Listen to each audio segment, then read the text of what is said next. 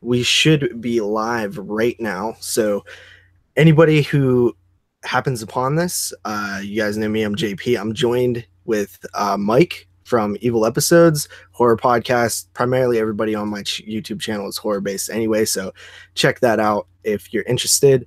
As well as you do another podcast too called Just the Movies, correct? Yeah, that's it's kind of like a side podcast just because on Evil Episodes, our main thing is covering TV horror, and we kind of like we're trying to fit just movies in too, but either it made the episodes too long or it just sometimes it was weird. It put a weird flow on the show, so I decided the best way to like do it would just come up with a sidecast where when I see movies, I just hit up other people who've seen them and say, "Hey, let's just hop on, talk about the movie itself, and get the hell out of there." And it's made it real easy to give me like outlet to talk movies where it's not interfering with like a show that's not technically supposed to be about that, you know? Yeah, I gotcha. So that's cool. Yeah, so check that out. I think that's a good decision too. Kind of keep them separate. But so basically, what this is just we're going to talk about UFC 223. If anybody has any questions, feel free to drop them in the YouTube chat. I see we already have 2 people watching. Thank you for joining us. This has been a complete up and down roller coaster of twists and turns. Like, I feel like this couldn't be written with more twists and turns if M. Night Shyamalan wrote this story that is UFC 223. I mean, there are so many storylines going in and out of this event. It's probably the wackiest thing I've ever seen in MMA. I don't know about you. You've been around a lot longer than I have.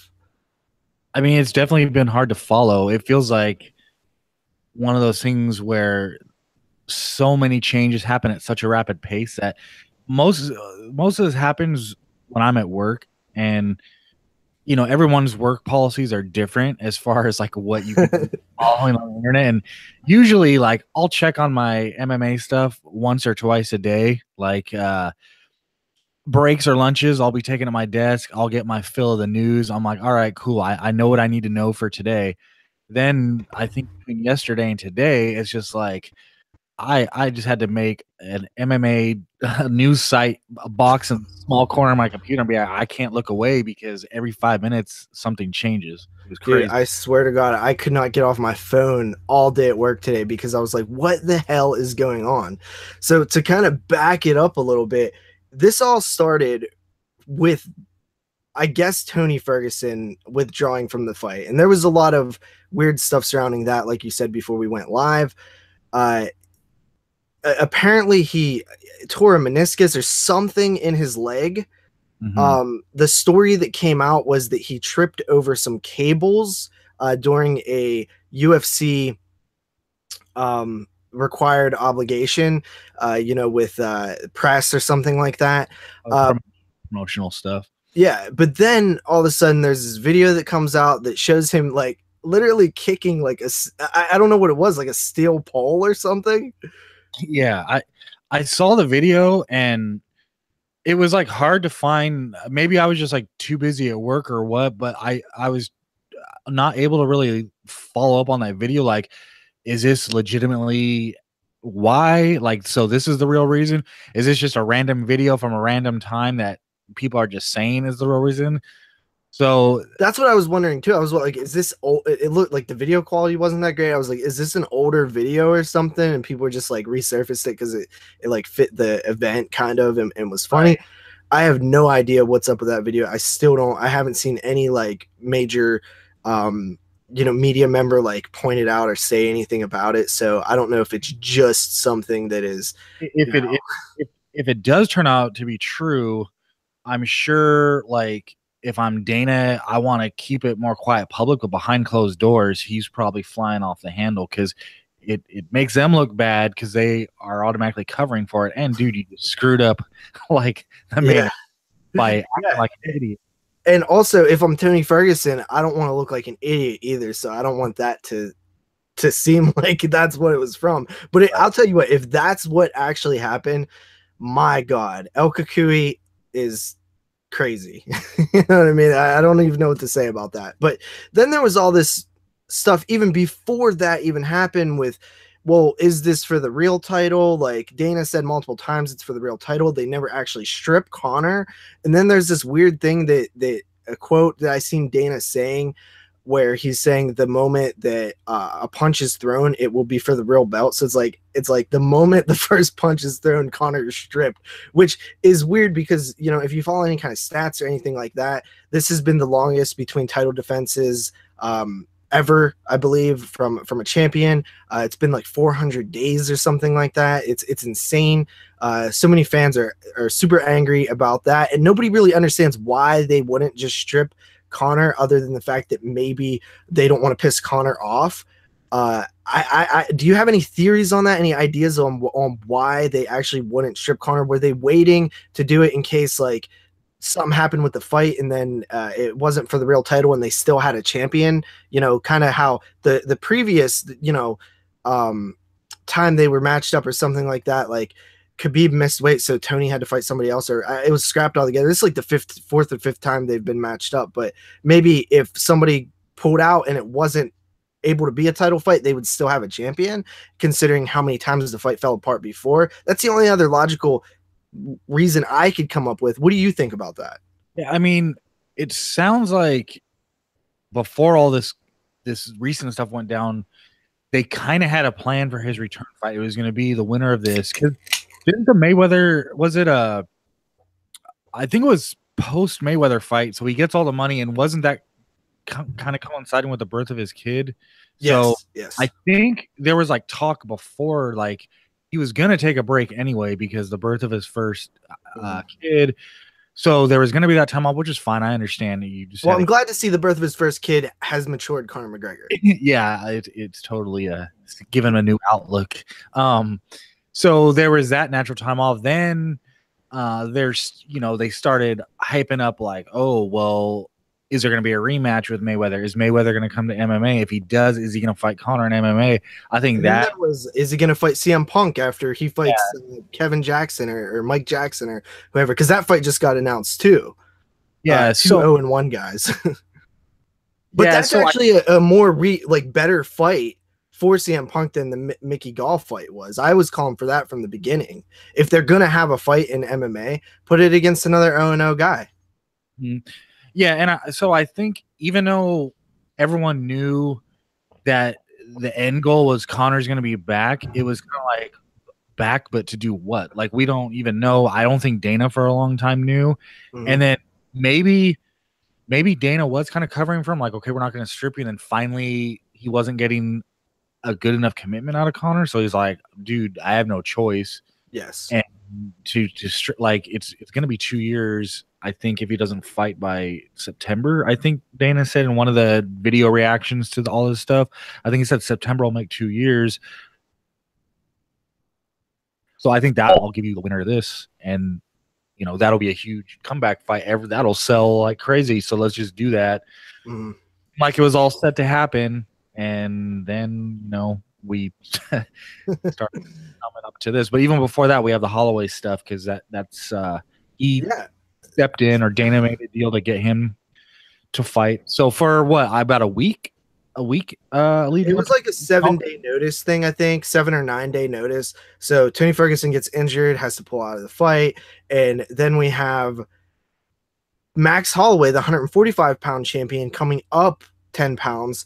On short notice. I was curious to know what Max walked around at when this fight was announced, because I was like, I thought that it might be a hard weight cut anyway, especially if he was just kind of relaxing, because I think he had an injury and he was rehabbing for a while. So I was kind of wondering what was up with that.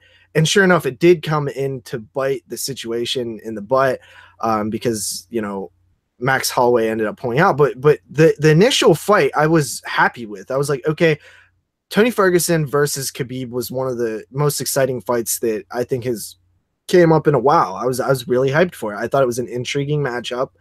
And when Max Holloway is coming up, that anytime you do like a champion coming up and trying to win a second belt, that automatically adds a level of excitement. Plus, I think it was a pretty cool styles matchup because I don't know if you know this, but Max Holloway hasn't been taken down in forever. Like it's literally been like 4 or 5 years or something. Mm-hmm. Yeah, and it didn't feel like it didn't really feel like a substitute fight, really. Like even though it was, you know, only a week ahead, it felt like a legitimate matchup that could have been made the entire time anyway. If Ferguson would have been hurt like even longer before, Holloway seemed like a natural good opponent to put in there. So I think when Holloway got announced initially, probably everyone but Ferguson was happy because I think the fans were happy with it. The fighters were happy with it. It's arguably a better fight. It's an arguably a more exciting fight. That rarely happens when you have a substitution. Like you said, it didn't feel like a substitution. It felt like it could have been the main event from the beginning. And that rarely happens in MMA, especially as of late. I read a stat earlier today that 10 main events have fallen through in this year alone, which is only 4 months. Damn, there's a lot of polls out there that got kicked, I guess. Yeah, exactly. So Max Holloway basically is deemed unfit to fight. I believe what I read was that he was at 149 pounds, I think, when he was still cutting weight, and the medical staff or the nutritionist came in and said that it's a no-go. And apparently he was still trying to cut weight. He was still trying to make the weight and make the fight, which all the credit to Max Holloway. I think dude's a warrior. He's one of the most exciting fighters. I hope he becomes a star because he's really interesting to me, and he's definitely came up awesomely in my opinion. So, I wish him the best. I don't blame him at all for accepting this. I don't think that he did anything wrong trying to make this happen. I think everything was in his best intentions as well. Yeah, I agree. And like when they had the I think it was the press conference where they brought them both out and they were kind of going back and forth. I mean, Holloway sat down. Like it didn't feel like he was there just to be a replacement. He was ready to step in. He was ready to take his shot and do as much as he could with it on 7 days notice. And it sucks that didn't happen, or it wasn't to be, because I think that we would have got a great fight out of that. Yeah, Raider Nation Cali in the chat says respect to Holloway, but too much weight cut on short time is very unhealthy to do. Absolutely. It's very scary too, especially when you hear about these other organizations, these regional circuits where people die and stuff. It's probably, a lot of journalists have said this, it's probably one of the worst parts about the sport, but it's kind of unavoidable at the same time. There's so many theories and different ideas on how they can improve it or change the system, but I haven't heard or read anything that I feel like 100% would work or it would change stuff too much. I don't know. But so after Holloway is deemed unfit to fight, which by the way happened at weigh-ins, so it happened after the whole Conor McGregor fiasco, to go back a little bit. So I'm a huge Conor McGregor fan. He is probably my second favorite fighter. I think I listed him behind Nate Diaz. And I thought that this whole thing was absolutely despicable, and I completely reevaluate my fandom of him because I think Dana even said that I don't know if he's on drugs or something. I have no idea what he was thinking. It goes back even further. So apparently the story is that Khabib Nurmagomedov and Artem Lobov, who's fighting on the prelims, who probably honestly shouldn't even be in the UFC. His record is not great. He is Conor's training partner. He was on The Ultimate Fighter. He lost on The Ultimate Fighter. He was brought back, and then he fought in the finale where he lost. And then he's had a couple of, I think he had a couple of wins and a couple of losses in the UFC. He is an exciting fighter. He gasses fast, but it's good for prelim fight pass stuff. I was interested in that fight versus Bruce Leroy.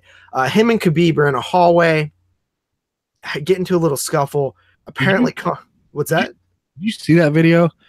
I seen it before this whole Conor thing happened. I seen footage of it come out on an MMA site. I saw it too, and like part of me is like, is that hallway incident really like behind this? Because when I watched it at the end of it, I was like, man, that really wasn't that bad. Like I was like the initial reports, like, well, I don't even want to say reports, just internet BS that you get flying across the screen was like, oh, Khabib slaps dude around and this and that. So I was expecting like a real, like a Diaz style scuffle from back in the days. And then I watched the video and I'm like, well, yeah, he kind of confronts him. And then right before the video ends, he kind of does like a slap on the back of his head, but it's more like more like you do to a little brother, like, all right, knock it off, buddy.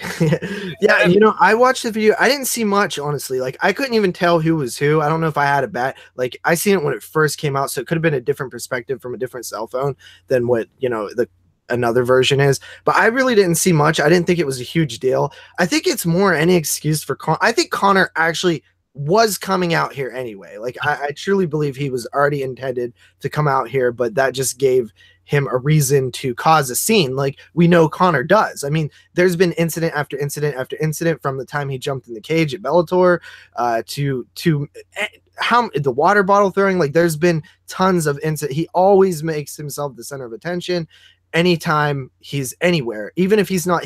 Half the time he's not fighting or even close to fighting, but for some reason wants to fight people out of the octagon, which is bad, obviously. But so I think Conor was coming down anyway, but he gets here and apparently there was some credentialed media known as the Mac Life, which I assume covers Conor McGregor very heavily, from Ireland. Probably his version of the bjpen.com or something. Yeah. So they must be in cahoots or in some kind of contact with Conor. And they had actually let Conor into a restricted area where the fighters were. And the fighters were being transported in vans and buses and different things like that. You know, it's the day before weigh-in day. Everybody's like cutting weight and miserable and things like that. And Khabib was on one of these buses. Let me ask you one thing right then and there. Okay. I know to be fair, because I'm trying to think of what I would do in this situation. So let's say you're credentialed media, right? And you're covering a UFC. And like, I don't know, because then again, we still only have really bits and pieces of how it started. But if you're credentialed media and like, let's say you're covering this event and a UFC fighter shows up and you recognize him, even if he's not on the card, if like he asked me to let them in, I mean, unless it looks like he's obviously there to do something like bad, I would probably be like, well, you work for the UFC. Now, this may be a little different because it may be his website people knew, and they were colluding to like give him access to go start some shit. Yeah. But before we get all the details, there is a chance that maybe there is like, oh, hey, McGregor's here. Why would you not, you know? So honestly, I hadn't really thought of that perspective, but you're right. Like if there was just a UFC fighter like knocking on the door and he's like, "Yo, let me in," I'd be like, "Oh, okay." Yeah, like if Frank Mir randomly showed up because hey, he has seats probably, and he wants to check out the arena couple days before the fight. Just me knowing who he is, I'd be like, why the hell would I not let him in? But that's the thing without having all the details, and I'm sure eventually they'll come out, but who knows? But basically, you can continue. So they let him in, and I guess we'll go from there. Yeah, they let him in, and apparently he, went and found Khabib's bus. It seemed to me that's who he was trying to get the attention from, is Khabib, and to get him off the bus. Like, with 30 what was that? Oh yeah, there was tons of. He had a whole entourage with him for sure. Yeah. So obviously, what sense would it ever make for Khabib to get off the bus, right? Like it makes absolutely no sense whatsoever for him to. First of all, he's miserable cutting weight to get into some kind of fight with Conor McGregor, who didn't want to fight right now anyway. He could have fought Khabib, right? So like, if he was within weight, he probably could have called Dana and said, "Oh, Ferguson's hurt. Sign me up." Yeah, and I mean, so that's you know, I understand why Khabib isn't trying to get off the bus. I mean, and apparently, so like the video clearly shows Conor McGregor grabbing a dolly. I know some people call them other things, but a dolly and throwing it at the bus window. Now, I kind of understand in a way, like just being reckless and crazy and stuff like that. I could see throwing something at the bus and never thinking that the glass is gonna bust and somebody's gonna get cut up and stuff like that. At the same time, it is extremely dumb. So he throws this dolly at the bus and it busts a window. And basically, Michael Chiesa, who is supposed to fight, who is Chiesa supposed to fight?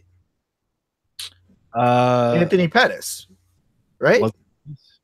I think it was Anthony Pettis. Okay. So Chiesa is supposed to fight Anthony Pettis at lightweight. Another name we'll come back to later. Yeah, and Chiesa gets, I guess, his face cut up. One thing that I'm a little weirded out about that is I've seen no pictures. Yeah, not a single picture of not only that, but I remember. So when the reports first came in, they said he got cut up. Then a little bit towards the aftermath, initially it sounded like he was still going to fight. Yeah, and apparently what that was that actually came from Chiesa himself and not any like athletic director or anything like that. Like he was just saying that he's still going to fight. I think the media kind of made it seem like, you know, it's official, like he's still fighting. So the first thing that's pulled from the card, the very first thing was Lobov, because he was with McGregor when that happened, which makes sense. You know, that 100% makes sense. So automatically Bruce Leroy gets screwed because he doesn't have somebody to fight. And then there's all these questions whether they're going to get their show money or what's going on with that. I do have answers to that I'll get to in a little bit. But so that fight gets pulled, and then because Chiesa now has cuts or lacerations to his face, he gets pulled from the card, which in turn, you know, kind of pulls Anthony Pettis from the card. And then finally the third person late last night that was pulled from the card was I believe, was it Ray Borg? Yeah, Ray Borg, I think, was supposed to fight one of the people that got pulled. Yeah, so he had glass in his eye or something, which I don't know if that's true. That could be Ray Borg literally wanting, I'm not questioning whether he would actually do this, but I'm saying any random person could consider, like, I have a huge lawsuit here if something's wrong with me. You know what I mean? So that's something to take into consideration too, because Conor McGregor, as we know, made a lot of money in the Floyd Mayweather fight. Plus his previous UFC fights, he made good money too. So that's something to consider. But so that's 3 fights on a 13 fight card that's pulled. And then that's Saturday night or Friday, Thursday night. And Conor McGregor is gone. Apparently the police had a warrant for him. Then there was some reports that came out that said that wasn't true. And then Dana White goes on live and says, basically, I thought that he handled it pretty well. He didn't give any like leadway to Conor or really say anything positive about Conor. He said it's the most despicable thing that's ever happened in the sport, in the UFC. He, said pretty much all the right things in terms of a PR thing that you want to say. I don't know what you thought about Dana's response. I thought his response was fine. I mean, especially for like how he did a good job of trying to get in front of it pretty quickly. Mm-hmm. And when you come out that fast with the response, there's really only so many details he's going to be able to share, because he's probably still, his phone's probably still blowing up with info like ours, or like our Twitter feeds are. So I didn't see anything wrong with his response. I think he was still kind of in a state of shock too. Yeah. So there was trying to double duty, like answer questions and still figure out what the hell's going on. apparently another person on the bus, not a non-fighter, got an injured hand as well. Um, I don't know how much that could have injured people. Like I don't know like if the dolly hit his hand or something. Like I have no idea what's real, what's fake, what's true, what's not. Did you also hear that thing about like some dude, like I can't remember if it was Connor himself or some dude got like punched in the face repeatedly, and I heard that too. I don't know if it's even a fighter or just like a random person that was like maybe guarding the butt. I have no idea. Yeah. I don't know any follow up on that, but that was something that was thrown out there. Yeah, I did hear about that as well. On top of that, Rose Namajunas, who's fighting in the co-main event, defending her belt in a rematch against Yoni and Jacek, was very shaken up by the whole incident. She was, I guess she just left. So Dana was unsure if she was even going to fight. So there was really, on Thursday night, there was so many questions that still weren't answered by the time the night ended. And apparently Rose eventually came around and decided to still fight. I will tell you this, I did watch the weigh-ins, and she always looks a little odd, but I swear to God, it almost looked like she was about to cry. I was like, what the heck is going on here? I like just watched them maybe like 20 minutes before we hopped on here, and she always has that, like you said, she looks a little off in her facial expression, but I think when they announced her name and she first kind of stepped on the scale, she did almost like a half smile, but like almost like her eyes are about to well up with tears, and then, like fought it off. I was like, damn, because I mean, I'm not a fighter. I only can hear stories, but it's getting prepared for a fight is like just as much a mental game as it is physical. So, and that definitely affects people differently. Yeah. And I think Rose Namajunas is incredibly emotional. I think she's an extremely emotional person. And I think it is like when you hear about like GSP, like the battles that he goes through getting ready for a fight, I feel like Rose is very similar to him. Yeah. And it could be a situation where once you get, especially this close to the fight, once you get psyched out off whatever mental trip you need to give yourself, it's like it might be hard to snap back into it with less than 24 hours to go. Who knows? Absolutely. So Thursday kind of ends, and then Friday we don't hear too much more happening until around weigh-in time. I think we learned that Rose is still going to fight. We learned that Chiesa is off the card. We learned that that also leaves a couple fighters opponentless, like such as Alex Caceres. And then they have the early morning weigh-ins, which usually just media members cover. And then you see the ceremonial weigh-ins later where they're not actually weighing in anymore. They're just stepping on the scale for, ceremony. And I seen a couple fighters weigh in during that. Alex Caceres weighed in. And I do know that the UFC, in order to pay them their show money, they still make them make weight. Oh, okay. So that's why Alex Caceres was weighing in. That's why Anthony Pettis was there. So fighters made weight. Paul Felder hit exactly 155. Anthony Pettis was 155.2. And Ali Quinta was 155.2 as well. So those are some lightweight fighters that were fighting on the card. And we get word that Max Holloway can't compete. We talked about that. So right away, they offer the fight to Anthony Pettis. What's up, Edgar Sanchez? He says, what's up? Just talking some MMA, man. So Anthony Pettis comes out and he weighs 155.2. 0.2 pounds is nothing to cut in 2 hours. At least I don't think that it is. I've never cut weight, so I'm sure cutting weight sucks regardless. But fighters often can make that weight. 0.2 pounds in he had 2 hours to cut it. So he goes back in the room. And I'm watching this live actually via Ariel Helwani's stream. And all of a sudden they come out and pull the scale. They come and take the scale. So you assume that it's over. Reports came out that Anthony Pettis asked for more money. The UFC countered with less than what he asked for. And he said, no dice.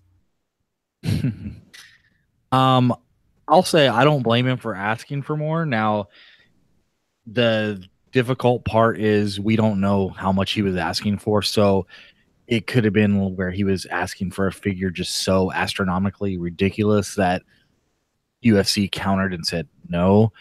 But I mean, but just the act of asking for more, if I'm Pettis, I would at least try. I mean, 100%. You have to try it. He deserves more money. 100%.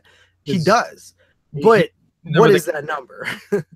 Potentially saving the card, even if he just goes in there and gets his ass kicked, it doesn't matter because they need a main event. But what did he ask for? We don't know. So I don't know what Anthony Pettis makes. I don't know what he made in his last fight. I'm sure he makes less now than he did when he was champion. But let's just say he asked for like $1 million. I think that's worth it to me. I think the UFC should pay that. Let's say he asked for $10 million now. I don't think that's something that they're willing to pay. So it all depends. We would have to actually know to criticize either person. We need to know what the number was. So we can't say Pettis is ridiculous for asking for that much because we don't know the number. We can't say the UFC is greedy for not giving that much because we don't know the number. So once that number comes out or is available, then we could talk more about it. But until then, it is what it is. It's just speculation. Correct. Yeah, it's just speculation. I think most people are on the side of they would have asked for more money too, and then beyond that, it's without the details. We don't really know anything further from there. But unfortunately, whatever it was, they couldn't come to an agreement on it. So so then the main event is out once again. So basically, they go to the next guy in line for whatever reason is Mr. Paul Felder, probably because he weighed exactly 155. And that is championship weight. A lot of people don't know, if you're fighting in a title fight, you're not given that 1 pound allowance of the 156 that you often see fighters weigh in at. You have to make 155 exactly or under. And so this is probably one of the crazier things that I've seen happen during this whole thing. So they're in New York, correct? They're in Brooklyn. Yeah. The New York State Athletic Commission said that they would not sanction the fight because Paul Felder is an unranked opponent. That's interesting. I mean, because UFC is its own sanctioning body, I don't know. It's a difficult way to break it down, because the thing about UFC, it's not like boxing where rankings cover different federations and fighting promotions. In UFC, it's just UFC. They make them themselves. So, I mean, rankings are always going to be arbitrary anyway, but when it's like UFC's own rankings, well, shoot. I mean, one guy could be ranked 8 and he wins a fight and they can just make him number 1 contender. I mean, I don't even know if they have official criteria laid out what gets a guy ranked for number 1 contender, or what, they just kind of rank how they want to rank. So in Nevada, this 100% would not be an issue. Yeah, exactly. I mean, I know New York, even though they allow MMA now or UFC, they're still like a big boxing state. Yeah. That's part of the reason they were so resistant to allowing UFC. I know that the New York Commission has been very spotty ever since the UFC was allowed back in New York, and like I think of like there was some weird stuff that happened with a Weidman fight. I can't remember exact fights, but I know for a fact there was often questionable decisions in some of the fights that happened. Like Beneil Dariush is ranked number 15. So would he have been allowed to fight? Because I think Paul Felder is a better fighter than Beneil Dariush. Yeah. Same goes for Evan Dunham, who also is actually on the card. Oddly enough, nobody spoke of him. But it's very interesting to me because those rankings are done by media members. It's not like some sort of commission. It's not some sort of medical team.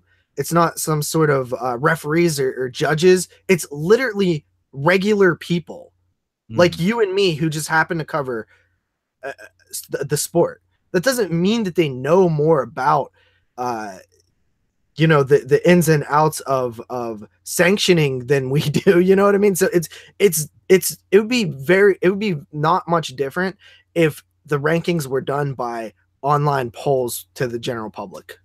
Right. Yeah, I mean, because MMA media, it's making strides, but it's still in its infancy. When you look at that compared to like mainstream sports coverage, so yeah, I mean, saying the guy can't fight him because of rankings it's a tough sell, but I mean, when it comes to the commission, you're really not going to be able to argue your way out of like what they. That's one of the breaks, I guess, is like whatever they say is going to go, regardless of how ridiculous it might sound. Yeah. So, Paul Felder, you know, is not allowed to fight, which I think everybody was kind of taken back. It was kind of a weird thing. Like that was just like a weird reason, I guess. That was probably like the quickest in and out, because like Paul Felder was like, let's do this, and then like not happening. So like at least everyone didn't get any type of hype for that matchup, because it was over before that one even began. Yeah, I mean, to be fair, Paul Felder, you know, I don't know. Like Paul Felder is a good fighter. Like he's not on Khabib's level at all, but I mean, I don't see it any different than Joe Soto fighting TJ Dillashaw. Yeah, true. Which that was probably one of the most mismatches in history. Agreed. Yeah, that was. It happened. It did happen. It did happen. So the final person that they turned to in this, in all honesty, is I think who they should have turned to first before Anthony Pettis and before Paul Felder, and that's Al Iaquinta. Because I think that Anthony Pettis, yeah, he was a former champion at lightweight and things like that, but he has not looked good at all lately. Mm-hmm. Yeah. And I think back to the RDA fight, right? You're telling me Khabib wouldn't be able to do the same thing to Pettis? Yeah, I mean, that's probably if that was the fight that ended up happening, I would probably, that's exactly how I'd predict the fight to go. I mean, unless Pettis pulled out, you know, or some random Showtime move out of nowhere and shocked Khabib, but other than that, yeah, I would see kind of like the mauling style. If it didn't get Pettis right away, probably wear him down and he'd get finished on the ground. But yeah, I mean, wasn't the Dustin Poirier fight the last Pettis fight, or did he get a win after that? It was the Dustin Poirier fight, and if you remember that fight, Pettis like tore his rib or something in while on the ground. It was like a weird injury, but Poirier was, you know, working him at that point. Yeah. And before that, he won against Jim Miller in a decision, and then lost to Max Holloway before that. That was for the featherweight championship. So Pettis out, and then they ask Al Iaquinta, which I don't know if you know this, but I was catching a little bit of I don't know if you caught any of this, the UFC 25th anniversary press conference. No, I don't think so. When did that take place? Like a little bit before we got on. Oh, okay. Yeah, so funny, they had all this stuff lined up, and you know, just turned into a complete mess. But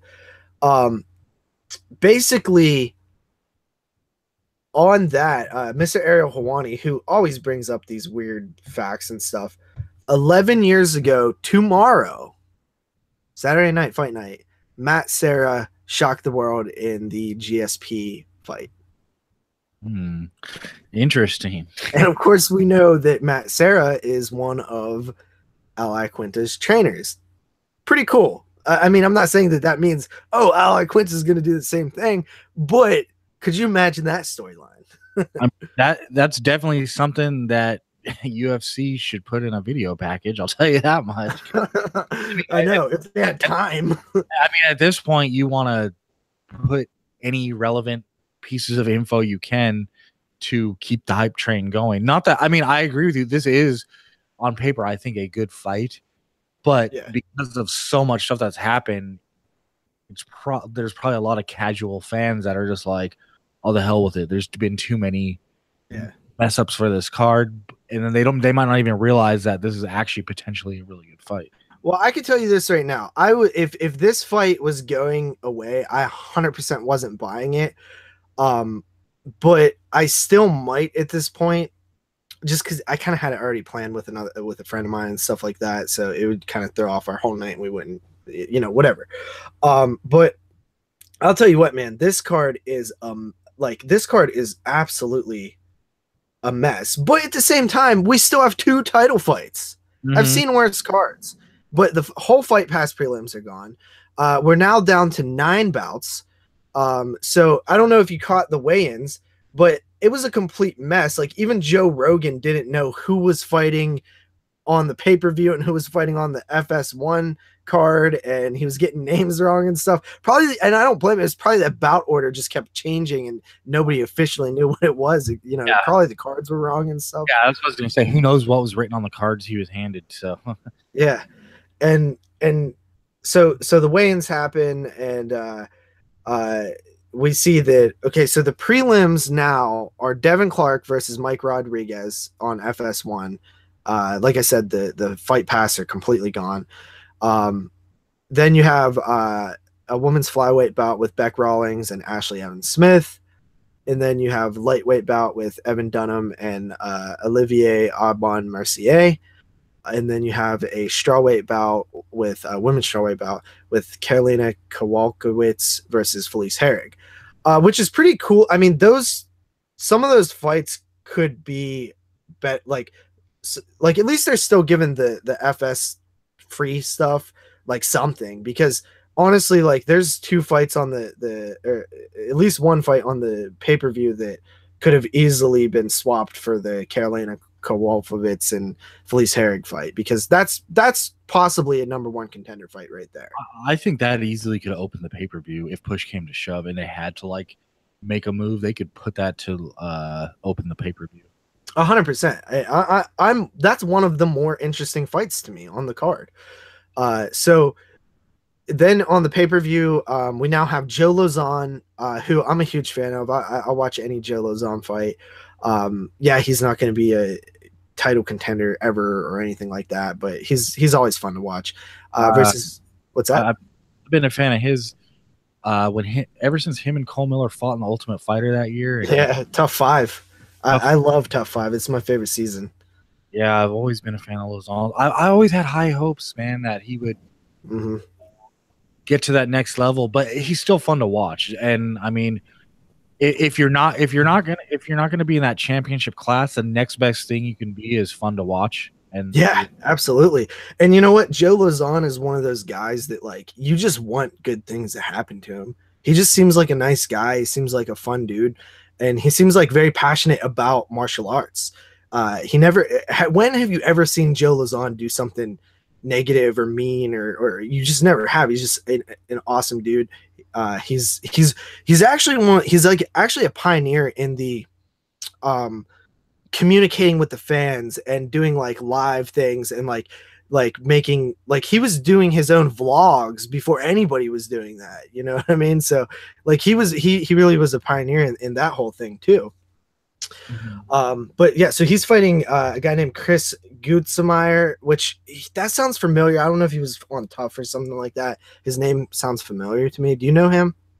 I'm not I the name is familiar, but I'm not familiar with his fight. And then featherweights, I'm gonna butcher this one. Zabit Magomedsharipov taking on Kyle Bochniak.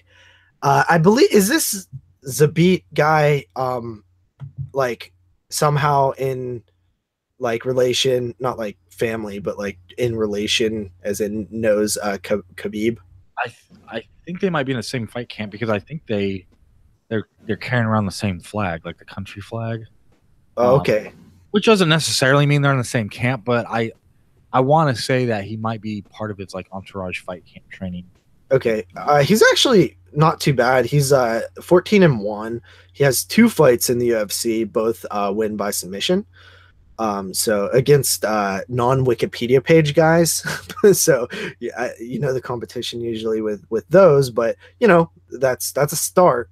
And he's fighting on there, and then right above that you have Renato Macano versus Calvin Kattar. I don't know any of these guys, so that's what I was saying. Like these could have easily been on the prelim card on FS1. I'm not sure the idea of putting. Were they just trying to give? Because I know the UFC has definitely changed their model over the years. With they're trying to get people to buy the pay-per-view based off of the Fox Sports 1 card. So I almost feel like the pay-per-views have looked different now versus 5, 6, or well probably longer now, like 8 years ago, where it was always like the fight bouts were always listed from best to worst. Usually, you know what I mean? Now it's like you have like 3 like mini main events and stuff. Yeah, now I mean a lot of times you'll throw on the prelims and it feels like a fight night, like it could have been its own fight night, and then you're like, yes, for a pay-per-view, and then you get to the pay-per-view and like the first 2 fights could be fighters that you're like, why the hell are these guys on a pay-per-view? I mean, I understand they're definitely using the prelims kind of advertise like, oh look at how exciting the pay-per-view is going to be if the prelims are this good. The problem is you get to the first couple of matches on the pay-per-view and it's like a lot of times it features guys that aren't ready for that stage yet. Yeah, and I don't know if I should complain over that. Like, should I complain the UFC are giving us better free fights? Not necessarily, you know what I mean? It's kind of a double-edged sword a little bit. Yeah, it is. It is. Well, I mean, then there was a whole question of like when they switched to doing so many pay-per-views once a month. Because I mean, I remember back in the day, it seemed like it was either once every few months or maybe even before that, it was like once every 6 months. But with the once every month and once in a while, you even have like 2 a month, just depending on the scheduling. Mm-hmm. It's sometimes it's just hard to maintain that quality on the cards. I mean, yeah, not even because of anything that happened on this one, but just injuries or something unfortunate comes up. It's hard to maintain like a card of 5 really good fights, and you have to have a stacked prelim. So I definitely don't envy the guys that have to do the matchmaking. So yeah. So besides that, we have who did we have here? We have, and then it's the title fights. You have Rose Namajunas and Yanni and Jacek and Khabib Nurmagomedov versus Ally Quinta. So I think that I 100% was picking Rose before I actually saw the weigh-ins, and now I'm questioning it. Even though Rose always kind of looks reserved, it's not necessarily what Rose looked like. I just thought Joanna looked good. She looked healthy this time. She didn't look beat down from the weigh-in. She came in a pound under, which, she talked a lot about the weigh-in being the last fight, the weight cut being a bad one. I know fighters say that all the time, but I don't have any reason to not believe her, I guess. So I'm just kind of going with it. But I just thought she looked good. Mm-hmm. What did you think? It's funny you say that because I'm almost the exact opposite. And when going into this rematch, my main thought on the first fight was Rose hit her with that like initial, I think it was a left hook or a left overhand, and it shocked Joanna so much it took her out, and she ended up getting finished. It was a dominant performance by Rose. Yes. In the aftermath of that, because we weren't sure immediate rematch or not, what's going to happen. Once the rematch was announced, my initial thoughts was like, all right, Joanna is going to get her stuff together. She's going to come back and with a better strategy, and I think she's going to be the better striker. And just, be more aggressive, pummel. But then, like, I started thinking about it, and I was like looking at Rose's overall skill set. I was like, man, and there's another thing to be said about, you see it all the time when you have a dominant champion. They've just been a killer. No one's really touch them for such a long period of time, and then someone comes along, and not only beats them, but like crumples them up into a ball. Yeah, yeah, we've seen it many times, and it's like it feels like those type of losses aren't normal for them, and it can mentally break them. And even though they can in the public, they can put on the facade that like, oh, I'm going to come back bigger and better, but now going into it's like a piece of them dies with yeah, and it's a piece that they never get back. It's a doubt in the back of their head that they never had before. And I honestly think Rose's overall game is better. It's just that Johanna's such a killer at the stand up that it wants you. It tends to make you think like, oh well, if she comes back and if Rose doesn't land a big shot, then Johanna's gonna kill her on the feet. But I mean, Rose is better on the ground. It's like I still want to stick with saying Johanna is gonna win the rematch, but I'm much more conflicted. And this is assuming that Rose is okay mentally after everything. We can't know for sure if anything snapped in her that she can't get back before the fight. Assuming they're both going into this 100%, I'll stick with saying Johanna. I think she'll win, but I'm much more like saying it's a pick'em fight than I was before, just because I think Rose might have done something to Johanna that is going to have lasting effects. And I think going into this fight, the initial, I think the question, how long ago was the fight? 6 months? I think I actually don't even know when it was. Okay, so I think the question after the first fight was that a fluke? Now I think the question for me has changed to, are we ever going to see that same Johanna again? I think the bigger question mark is, what is Johanna going to look like going into it? If Rose connects on something early, like she did in the first fight, which is entirely possible. I feel like we see that a lot. You see it a lot, and a lot of times in these rematches, because you're so used to seeing the champ that was dominant, you just assume like, well, they're not going to look like that 2 fights in a row. It's impossible. And then what happens is the person that beat them for a reason, because either they figured something out in their training, strategy wise, or it's just like that next step of evolution of fighter that is ready. We're ready to turn the page on the previous champion. But man, I'm more excited about this now, just because I think that it's a hard one to predict, and I think either one of them could win. I mean, I hope that's not a cop out of an explanation. No, absolutely. I'm kind of with you on this. Like, I'm very interested in this fight.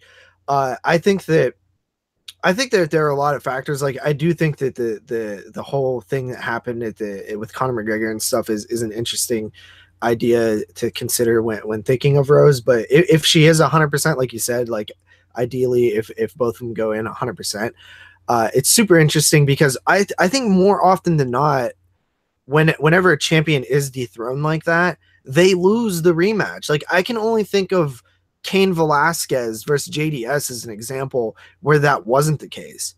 But most of the time, and GSP Sarah, but that was way more fluky than being dethroned. You know what I mean? And not only that, but GSP, he's like, you could see he changed his strategy after. He was like, all right, I'm not going to go in there with Regulus abandon anymore. I'm going to rely on my wrestling and become methodical. And it completely changed him going forward too. Yeah, like as a fighter. For Johanna, she's not going to change it. I mean, she'll change like some strategy, but it's not like she's going to suddenly become a completely different fighter. Yeah, she can't. She excels at a specific thing. But that's the thing. A lot of, and it's not, and that's the other thing. She didn't just lose the first fight; she got freaking tore up. So. She did. I was shocked, because I was on the camp of like, Joanna's like kind of unbeatable. Like she's dominating all these girls. I remember when I first seen her fight, because I had seen her fight Claudia Gadelha, which I believe was actually the first strawweight fight in the UFC because they were doing the champion will be crowned tough season, which Carlos Esparza won. But I think there was actually a strawweight fight before that even happened. I think it was Claudia versus Joanna. And in that fight, I didn't think anything special of Joanna. And then when she completely destroyed Carla Esparza, who I think a lot of people thought was, going into that season was the favorite, and she was going to win. And she did. And then I think people thought she was going to be, a kind of wrestly dominant champion for a little while. And then Joanna just like shocked me. I was like, holy crap. This yeah. This chick is badass. And then she fought Jessica Penne. And then she did have a dicey rematch with Claudia. And that's the thing too. It's like, that's why I think the first fight with Rose was so kind of jaw-dropping, because it's not like Johanna, like a lot of her fights she has dominated, but she's been in wars where she has taken damage. And it's not like she didn't have a chin before. She's taken ones right on the chin and continued the war. But in that fight with Rose, when Rose hit that first left hand, and I didn't know Rose is not a fighter that you think of having heavy hands either. So it was even more shocking. I was like, holy crap, But one thing I can say about Rose is I've been watching her since Invicta when she was 2-0.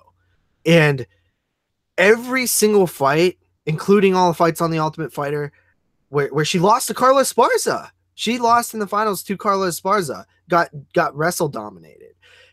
She looks better after every single fight. She constantly is improving, which I think that's one of the things that a lot of people liked about Rose, is that she seemed like she had everything that you need to be a good fighter or a champion. Like she had a lot of the qualities. And I think the ability to get better after losses and after wins is definitely something to look forward to when talking about Rose. But I just didn't think she was ready for Joanna in that first fight. Like Joanna just seemed like a killer. Yeah, and I'm glad you brought that up, because that's another thing I was thinking today is like, I think part of I think part of it going into the rematch, why I initially was more heavy favoring Johanna, because I felt that Rose pulled off something that she was ahead of schedule for. Yeah. Like you said, she's always improving and she always looks better, but it's not like drastic improvement. It's like like getting better after every fight, but not getting drastically better. Exactly. When she knocked out Joanna, it was like she took 5 steps when you're used to seeing like 1 step better every fight. Yeah. And then I was like a case of like, well, it happened. She deserved it. But going into the rematch, is she going to maintain that level of hanging with the champ? And initially I was a little more skeptical, but as we get closer to the fight and I just think about it more, I'm like, I don't know, because sometimes, I mean, Johanna, she has to have a lot of wear and tear from those wars, because some of those 5-round wars, I mean, she lost a lot of rounds too. It's not like she would go 5-0. She would get like beat up sometimes for the first 2 rounds and then pour it on with a relentless pace to come back and win. So she was definitely losing the Claudia Gadelha rematch, and then Claudia gassed in like that 3rd round or something. Yeah, exactly. Yeah. So I mean, sometimes those battle scars and battle wounds, they stay with you, and Rose was able to put it together with a good strategy. And going into this one, it's like, man, I'm just gonna be interested to see when the bell rings if Rose manages to hit something big, or not even like as big as that punch in the first fight, but let's just say she tags her like with a decent punch. What's that do to Johanna mentally right off the bat? Is she like, oh, here we go again, and like panics? I think another thing about the Joanna for the first fight is I think a lot of people were saying, was Joanna overconfident? There was a lot of stuff leading up. She always plays the mind games. I think it's mostly effective. Like whenever I think she beat Carla Esparza way before she even got in the octagon with her. Like I remember specifically watching the press conferences and watching the weigh-ins and stuff, and it just seemed like Joanna was in Carla's head. And I think she does that to a lot of her opponents. And Rose completely no-selled it. She was just like stone-faced, you know what I mean? I'm sure she was emotional, but she didn't give Joanna much to feed off of. And at that time, Joanna was believing her own hype a lot. I think that she was very much overconfident, which could have played into it. I mean, at the end of the day, Rose could still be a better fighter while Joanna was being overconfident. It wasn't wasn't Johanna planning to move up after that fight? Had she? Yeah, she was talking. Well, she tried. Remember, she tried to step in to fight. Amanda Nunez got the sinus infection, Yeah, and she tried to step in to fight Valentina Shevchenko 2 weight classes above. that wouldn't have Right. been.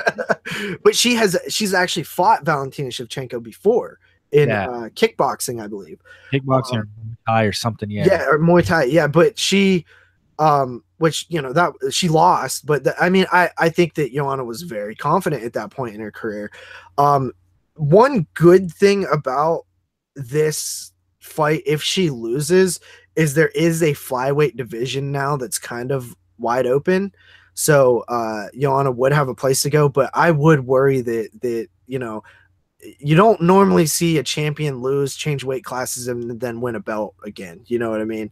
It doesn't happen often. It's usually that was their peak, and now they're on the decline of their peak because whatever, it just takes so much away from you. You change, you're not the same fighter anymore. We see it time and time again. But if Rose wins, I think that you go with the winner of Felice Herrig versus Kowalkiewicz, who I believe Felice and Rose had fought before on the Ultimate Fighter, with Rose winning by submission, I think. Interesting. Okay. Which, but Felice is another fighter who completely surprised me. She's on a run right now. I think she's on she has the longest win streak at strawweight right now, which is crazy because I didn't even consider her as the title challenger. Because I figured going into that season of the Ultimate Fighter, that was her final chance at being a champion or being a top level MMA fighter. Like she's not super young. She's actually been in the sport quite a while. I just didn't see her. I figured she was one of those fighters that had hit their peak, not going to really get much better. Right. But hey, 2.0. Yeah. Yeah. I mean, sometimes that happens though, because a lot of times, fighters will pull off a couple wins and suddenly, like RDA is an example. There was a time where I never thought he would be like a champion. Yeah. Oh, definitely. Well, even like Paige Van Zandt, she got pushed so hard, so fast. Once the competition, like it was obvious. So like she beat Felice, she kind of mauled Felice, but it was more like wrestling, holding down, which is fine. I mean, I guess you score. Then she had that fight where she did that. That's kind of crazy to think now, though, right? That she beat Felice. Yeah. And after that fight was when Felice was about to walk away from the sport because she was just, I didn't feel like myself in there. Mm-hmm. It was almost like a backhanded way of saying, how the hell could I lose to someone? Yeah. You know what? I always felt like Felice had a confidence issue. I think she's fixed it. That is true. I mean, because women's MMA, it's still so new that a lot of the women haven't been training like their whole lives. We're going to see a change in that probably with like the next generation coming up now. Absolutely. I say that all the time. People, because if you just go back, like just go back like 3 years ago, right? When it was just bantamweights, it was like a goddamn ghost town.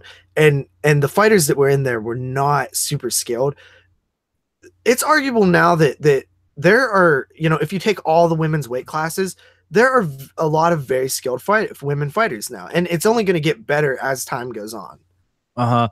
Exactly. Like, I mean, when Rousey started hitting it big, it's like, well, why do you think she's a lifetime judo expert going against a lot of women who like picked it up in their early 20s because like they're like, oh, hey, my boyfriend's working out at this gym. I'm here now. I'm going to train. And that's no knock on them because a lot of people get into it like that. But it happened with the men in the early days. It's just natural progression of how you build a support. But, all the women fighting now, it's going to inspire like young girls to like start training at a young age. And by the time they hit UFC level, they're well-rounded in everything. So it's just a process. And there were girls, 5-6 years ago or whatever, when Ronda made her debut in the UFC, who were 12 years old, that was like, wow, I want to do that. And they started training now and they're about to be 19 or whatever, so it definitely is going to get better and better as time goes on. The strawweights are where it's at. I think everybody agrees that's the best female division right now. in and outside of the UFC. There's a lot of good, exciting fighters in that division. Tisha Torres, you got Rose Namajunas, Yanni and Jacek, Claudia Gadelha. I mean, those four alone are a lot better than what's at bantamweight. Like right now, you have like Amanda Nunes and who else is even there? I mean, even like Raquel Pennington, like she doesn't seem highly skilled to me. Like she's better than she was, but it's kind of like the next coming up like a Misha Tate, where she's like good at a lot of things, but not great at any one thing. Yeah. I'm well. I kind of dip my toe in all this different stuff, but I'm not like a master class at anything. Yeah. And I think that going forward, I'm really excited to see what happens at strawweight. It's one of my favorite divisions inside the UFC right now. I want to know if Joanna wins, do you do the trilogy fight or do you kind of wait? I'm asking you as if you were the matchmaker, and then you as if you were the UFC. I mean, first off, I guess you would have to figure out what's her intention to do. Does she have a different plan depending on whether she wins or loses? How much control does she have over that? Because who knows what their contracts are like. If she wins, I guess the only two choices are a trilogy or fight the number one contender. Because I don't think you really want to get in a situation like you have with some of the guys where it's like, I have this belt and I'm moving here and I'm not going to defend this belt because I'm now fighting it. You don't want to run into that trouble again. Mm-hmm. So I would probably go to her and I think the money would be a trilogy fight if you're looking just from monetary, because at this point in that division, those two women are probably the most well known. Mm-hmm. Because Rose already has it. Well, because people have been following her since Ultimate Fighter. Plus, like she TKO'd or KO'd probably the most dominant champ in that division ever. If Joanna comes back and beats her, but I think another thing that's going to depend on is the nature of the win. If Joanna comes back and just mauls her in the first round, people are going to look at the first fight as like, okay, she caught her. Right. If it's a 5-round war and Joanna wins a decision, or even if she beats her in the 5th round by whatever, I think people are going to be like, I want to see that again. Yeah. I think you're absolutely right on all points on that. I think that it's risky for Joanna to fight Rose again if it's a close fight, because nobody ever wants to lose twice to somebody who's going to be the champion, because it kind of you rarely get that 4th attempt when you've lost twice. So it's kind of like you're in like no man's land. We've seen it with Claudia Gadelha, right? Like she lost twice to Joanna, so it's like Joseph Benavidez is another example. Like Joseph Benavidez is probably one of the best fighters for the longest time at 125, but so far away from a title shot because he literally would have to win 10 fights in a row and beat everybody to fight DJ again. Because often you just don't see a trilogy fight when you've lost twice, or a 4th fight when you've lost 2 out of the 3. So I think there's so many cool dynamics with this fight. It's probably the fight I'm most excited for on the card. But you still have Al Iaquinta versus Khabib Nurmagomedov. Al Iaquinta is an interesting fighter because he's been very inactive, and it's not because he's been injured or doesn't want to fight. It was like contract disputes. He actually started doing realtary. What do you call it? Who's like a realtor? Oh, for like real estate. Okay. Yeah, real estate. So he was doing that as a job because apparently he wanted more money, and the UFC didn't think he was a big enough name to give him the money he wanted. But and I've always liked Al Iaquinta. I think he's a good fighter. He's exciting to watch. One of my favorite moments ever is like, you want to fucking boo me? Like that. Did you see that live when he was in the interview? Yeah. Yep. It was great. So looking at and Al Iaquinta, it isn't like this is just like a nobody that's on a losing streak that they threw in here. I mean, he's got he's on a 5-fight win streak dating back to 2014. The names are not the most impressive. He has Rodrigo Dam, who I believe is nowhere near the UFC right now. Ross Pearson, who surprisingly is still in the UFC. I think he just got a win, actually. Joe Lazon, who's fighting tonight, which is a good win. He split decisioned against Jorge Masvidal, which is a good fighter, but a lot of people split decision versus Jorge. And then he brutally KO'd Diego Sanchez, which isn't really saying a ton right now. Yeah. So his wins are not like he's beating all the guys he should beat, like as of right now. I don't know, man. He does have a weakness against submissions. All of his losses are submissions, I believe. He has a submission lost in the regional circuit. Then he lost the Ultimate Fighter to Michael Chiesa via rear naked choke, and he lost to Mitch Clark in 2014, which was his last loss, via Dorsch choke. So that's not good, like versus Khabib.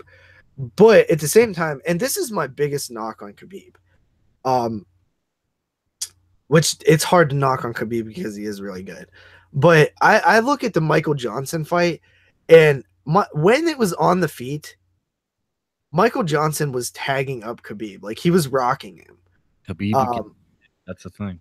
What's that? I said Khabib gets hit. That's a thing. Yeah. He does get hit a little bit. So if it's early, and you know, I do think that Ali Quinta has a chance here. I'm not picking him, but I don't think it's a just complete squash match. And even if he does lose, I find the way Khabib beats people to be exciting anyway. So I don't really care if he loses. Yeah, I mean, what makes Khabib exciting is he doesn't take down people to transition. He takes people down to finish them, and he pretty much finds a way to finish them. Ali Quinta, I think if there is a candidate for someone to pull off an upset, he is a good one because everybody's going to be overlooking him.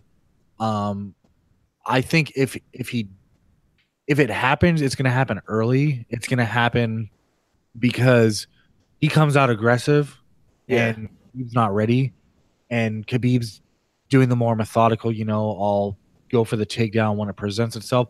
But that's the thing. Khabib gets hit a lot working his process, and I mean, you got to assume with Khabib, eventually he's going to run into the wrong person if he keeps letting himself get hit too much. Absolutely, 100%. Like, that's why I did think that the Conor McGregor matchup was kind of interesting, because Conor has this like interesting style where he stays very rangy and kind of hits you with like just shots that are odd angled, and he just has that. Yeah, I always think of the Chad Mendes fight where he did get taken down a bunch and stuff like that, but the way that he knocked out Chad Mendes was like, I feel like Khabib, who's more likely to get hit, that could happen to him. I think that obviously Khabib is an ace on the ground. You know, that, I mean, when he actually did get on Michael Johnson, it was all she wrote. You know, that it was pretty brutal, honestly. But yeah, he was getting hit a lot. And one thing that I think is kind of interesting about this is let's not forget the mental aspect of this, where first Khabib is fighting Tony Ferguson, and game plan for him, and then out of nowhere he gets a completely different fighter in Max Holloway, still kind of more of a striker, so it's not too much of a difference.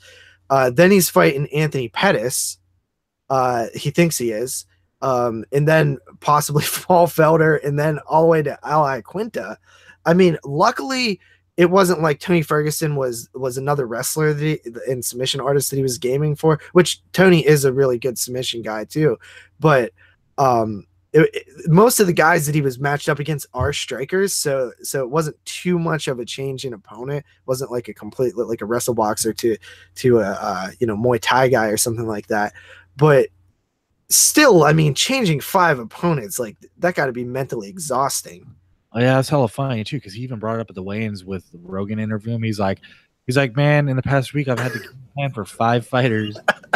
Yeah, Like, dude. might as well send King Kong and we'll fight because Yeah, he's funny. Khabib's funny. I'm glad he learned English a lot because that was one of my biggest knocks on Jose Aldo. He just was uninteresting because he didn't speak English. yeah.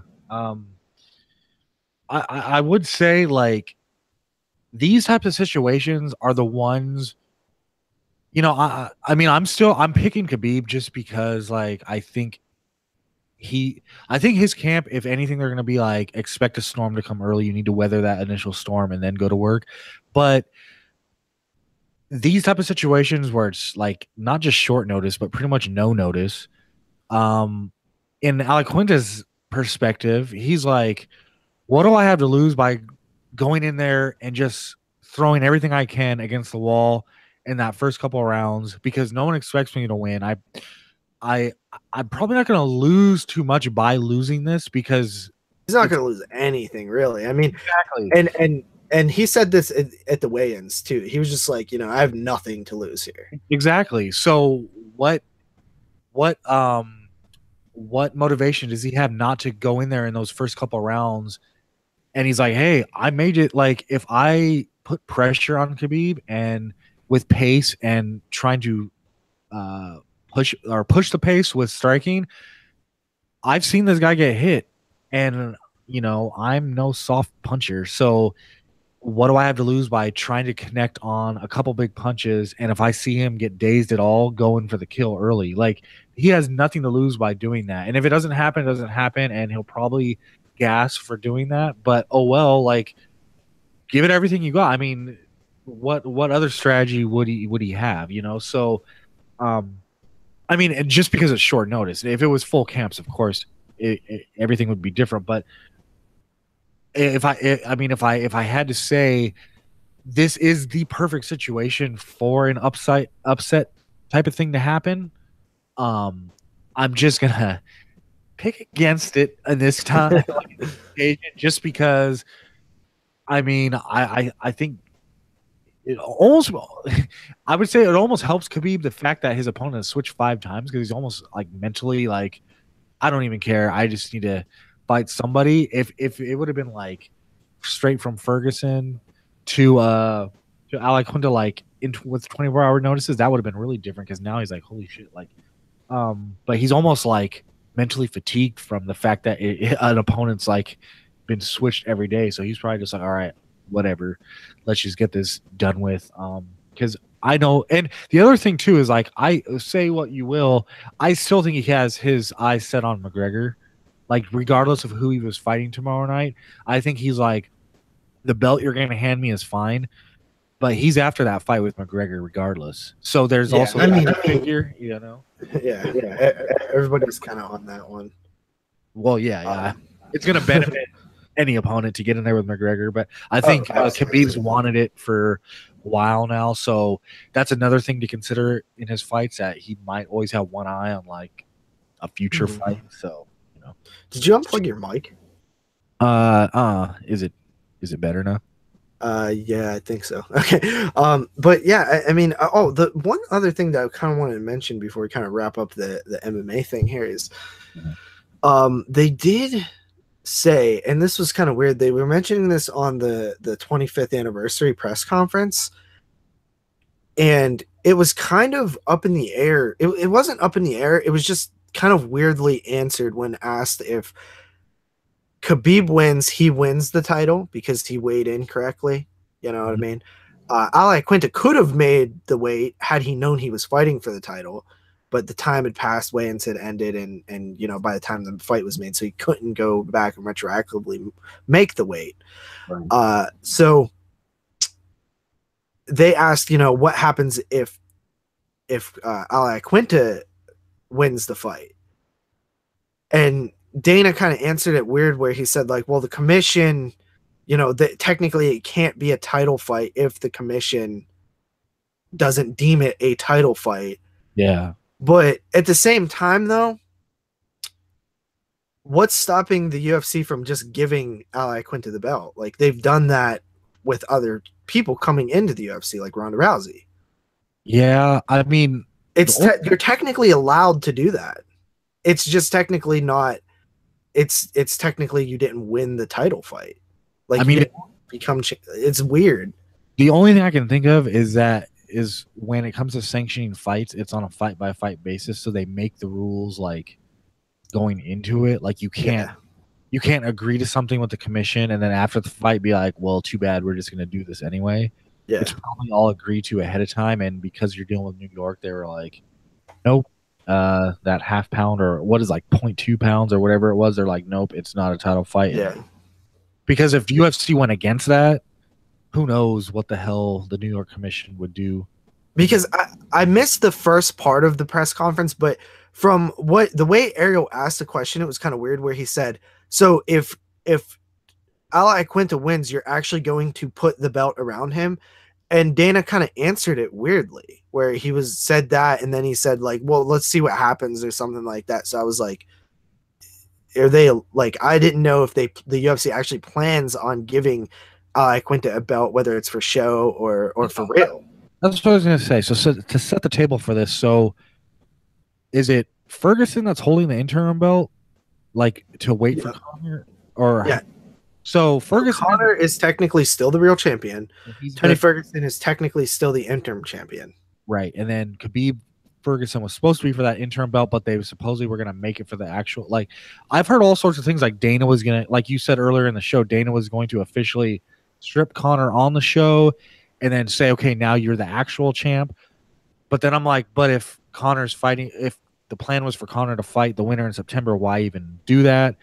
So it's kind of weird because no guy has the belt. Like, neither of them even have an interim belt in that division. So I'm assuming now, because of what happened with Conor, that if Khabib wins, he'll be handed the actual belt. Yeah. So, I mean, everything changed. So is Tony still an interim champion? I would that's weird because how do you have an interim champion if the champ's active and fighting, because then there's no reason to have I mean, well, technically it happens a lot, like Carlos Condit, GSP, like technically that it's unifying the real championship versus the interim championship. Shane Carwin, Brock Lesnar. I'm assuming he could still be the interim champ, but then the only fight you can really make is those guys fighting next, which they don't want to make again. They should make another fight and then at the last minute just put Ferguson in it. All right, you guys right, like, okay, here's the fight. It's gonna be Khabib Nurmagomedov versus Dustin Poirier, and at the day they all weigh in, what Tony's on the card versus somebody else, and then they're like, Dustin Poirier slipped on a banana peel backstage. Tony Ferguson. Yeah, that seems like the only way it's actually going to happen at this point. Yeah, it's kind of, the lightweight division is a complete mess right now. Yep. Yeah, it feels like how the heavyweight division was in the past, where like just injury after injury every single time they tried to put together a fight. Yeah, because there was a lot of, like, there was news that was announced this week that totally got overshadowed by everything that's happened. Like, Dana White says that Brock Lesnar's coming back, and that he's literally, I watched the video, he literally said, Brock's coming back, we just don't know when yet. Which is kind of ballsy to say if you're faking it, you know what I mean? Like, that's, I feel like Dana doesn't necessarily come out and announce things like that. Like, he'll keep that shit under wraps forever. I assume the only reason he would say the part about not knowing when is because I'm pretty sure with Brock coming back, he has to, like, once he's under a suspension, he has to be put back into testing and stuff. Yeah. Yeah. So I don't know. That's interesting. I have no idea what to even think about that. They also announced a title fight for 226, I think, which is the TJ Dillashaw Cody Garbrandt rematch. Yeah, which is interesting because, I mean, there was all this like talk about Mighty Mouse and Dillashaw. They were setting it up, and then it kind of died off, and we didn't hear anything. And then they ended up having this rematch after all, anyway. From what I've read and seen people talk about, it's that DJ wanted like $2 million or something like that, and they couldn't come to terms, and he wouldn't accept the TJ Dillashaw fight. listen, like I've said this many times, like I can't stand flyweight, and it's not because they're small. It's because nobody's interesting in that division to me. Yes, DJ is an incredible fighter. He's really good. He's dominant, but none of his opponents actually seem all that great when he fights them. Could be because he makes them look bad, but even when they're in other fights, they don't look that awesome to me. So there's just so much uninterestingness that happens at flyweight to me that, and it truly isn't because they're small, because Conor McGregor is not that big. And he made fights interesting. One weight class above, which is just 10 pounds, is interesting to me. Cody Garbrandt, TJ Dillashaw. I love the strawweights. They weigh less. You know what I mean? So it's simply because I think DJ is kind of a boring person, and I am excited. You can be a good fighter all you want, and I'll check out your fights, but I'm not going to be super excited if there's not some kind of storyline to those fights. You can't sell me a $65 pay-per-view if I'm not excited about the storyline. And for the first time ever, I was really excited about a Demetrius Johnson fight if he was fighting TJ Dillashaw. And I just don't get it. It's just like I understand the argument that DJ does not sell pay-per-views at all. Every time he's on a pay-per-view, every time he's like headlined it or anything, it's been like under 100,000 or 100,000 buys, which versus promotion and like it, that I would be not surprised if they lost money or broke even on those. So I know that every fighter deserves more money. But at the same time, in the current landscape of things, I don't think you can ask for significantly more than other people if you are 100% not a draw. I think the problem too is they can't sell opponents for him either. I mean, it's because everybody's boring in that division. Nobody's interesting. Yeah. Well, and he's beaten. It seems like the guys he beat in that division like a handful of years ago were more compelling. And then ever since then, there's just no one around in that division that it was like a mix of compelling and non-compelling. Like I think the Joseph Benavidez matches were interesting and the John Dodson matches were interesting, but you got to remember you had weird mixes in there like John Moraga and Chris Carriasso at some point in there and stuff. And these guys, like John Moraga, never looked like an elite fighter to me. And they sold it as if he was like this badass like knockout artist, and I was like, oh man. The only other fight that I was kind of interested in was that John Lineker fight, but he's never even made 125 once, and they made him move up into bantamweight and stuff like that. Because like he's literally never actually made 125. It was like always 125.5 or 126 or whatever, and he missed weight a bunch of times too. So I understand why they didn't make that fight. But yeah, I mean, DJ. I just don't know. I don't even know who you match him up against. What's the dude's name? The Olympian wrestler, the Mexican guy. Oh, I know. DJ beat him once already. He coached the Ultimate Fighter recently. Yeah, I can't think of his damn name. I know. It's the DJ effect. He's making us. Yeah, forget. Henry Cejudo. Like I guess that you fight him again. I mean that's one of the problems too. It's like now it's like he's cleaned out the division. Now what? We're supposed to be compelled by him cleaning it out a second time with the same people. Yeah, I'm so uninterested in any like.